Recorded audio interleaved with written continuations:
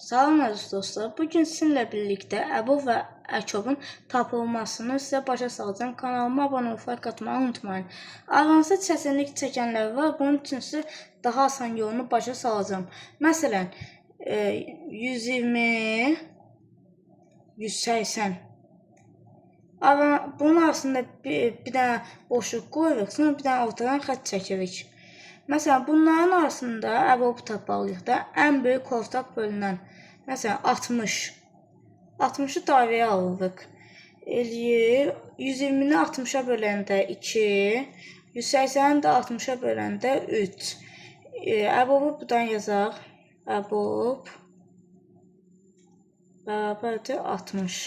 İndi buradan S-ni tapmalıyıq. S-ni tapmaq üçün, baxın, 2 ilə 3-ü vururuq. Eləyir 6. İndi Əkobu tapmaq üçün Əkob bərabərdir 60 vuraq 6 eləyir 360. Bəli, bu qədər.